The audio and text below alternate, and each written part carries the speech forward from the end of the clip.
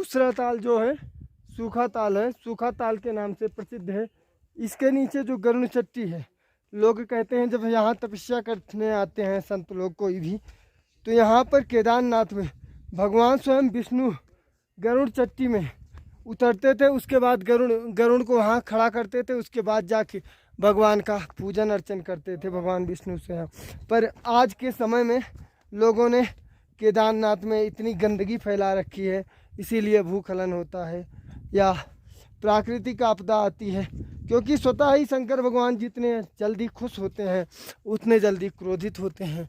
तो इन लोगों को पता ही नहीं है, मूर्खता करते हैं जानबूझकर। और ये सूखा ताल का प्रभाव अभी भी देखिए, यहाँ पर बर्फ़ रहे जाए जैसा मौसम रहे, मगर यहाँ पे हमेशा ही क्या होता है, सूखा ताल में ये हमारे एक भक्तजन हैं भगवान शंकर जी के, और हमारे साथ आए हैं और अलवर भंडारा में रहते हैं।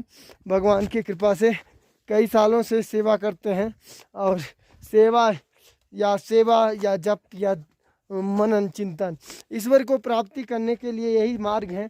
आप जो भी मार्ग अपनाएं, अच्छे मार्ग अपनाएं।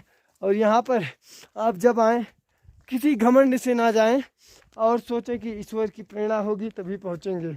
जब ईश्वर की प्रेरणा होती है, ऐसे दुर्गम स्थानों पे आते हैं, और यहाँ पर भी लोग गंदगी फैला देते हैं इन जगहों पे, जो कि ऐसा करना नहीं चाहिए।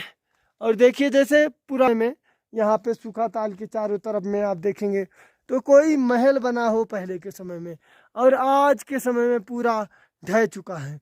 मतलब कभी के समय में यहाँ पर देवताओं का वास हुआ करता था, और वो अपने महलों में और अपनी गुफाओं में रहते थे।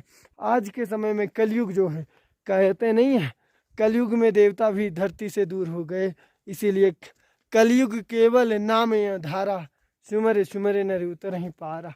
अगर आपने इस जन्म में आपने अगर मनुष्य का शरीर पाया है, चित जल पावक गगन समीरा, पंच ऋतजा मिल बना शरीरा, तो आप ऐसे कार्य करके जाओ कि आपको मरने के बाद भी लोग याद करें। मतलब जैसे राम भगवान क्यों मानते हैं? भगवान इसलिए मानते हैं क्योंकि उनके अच्छे कर्म थे। तो आप भी अपने जीवन में ऐसे कर्म करिए, और ऐसी जगहों पर आप दर्शन करिए। और इन स्थितियों में आप जब दर्शन करते, कहते हैं पैर जो है, पैर से तीर्थ नापो और बुद्धि और आत्मा से भगवान का चिंतन करो, तो स्वतः ही ईश्वर की प्राप्ति हो जाती है। केदारनाथ भगवान के पास से अगर सीधी सैटेलाइट तस्वीर देखी जाए तो यहाँ आने के लिए 1.5-2 किलोमीटर सूखा ताल पड़ता है, मगर जब घूम के आते हैं तो 7 किलोमीटर 8 किलोमीटर। और सूखा ताल के चारों तरफ आप ब्रह्म कमल पाएंगे। ब्रह्म कमल वही है जिसको चढ़ाने से भगवान शंकर क्षण मात्र ही प्रसन्न हो जाते हैं। और कमल नयन जो भगवान विष्णु हमारे थे, वो भी भगवान शंकर को डेली 1000 ब्रह्म कमल चढ़ाते थे। एक दिन ऐसा हुआ कि देखो मेरा चप्पल भी टूट गया है। भगवान ने एक परीक्षा ले ली है चलते चलते, और इस चप्पल को जब चप्पल टूट जाए या चप्पल के साथ कुछ हो जाए तो समझ लो कोई ना कोई प्रभाव था और उसका प्रभाव ख़त्म हो गया। ग्रहों का यह प्रभाव होता है या किसी बुरी शक्तियों का प्रभाव होता है जिससे ख़त्म होता है। अब यहाँ पे चप्पल मैंने छोड़ दिया, कहते नहीं है तीर्थ में जाओ तो कपड़ा या कुछ ना कुछ छोड़ के आओ। तो भगवान की कृपा ही है, कुछ ना कुछ छूट जाता है हर जगह और उनकी प्रेरणा प्राप्त हो जाती है। और ये महाराज जी का छाता टूट गया, सुरेश का छाता छूट गया। हाँ, छूट गया भी और टूट गया भी। अब बेचारे जाएंगे ये भक्तराज तो कैसे जाएंगे पता नहीं, मगर भीगते हुए जाएंगे। हम तो कई बार भीगे हैं।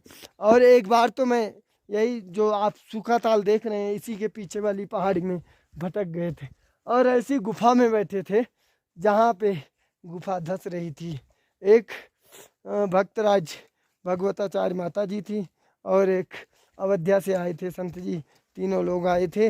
तो रात में रास्ता भटक गए, तो भोलेनाथ की कृपा से रात भर चिंतन मनन चलता रहा, और फिर सुबह 5 बजे होते हुए प्रस्थान किए हम लोग नीचे के लिए। आगे फिर आपको दिखाते हैं वासुकी ताल का रास्ता कैसा है।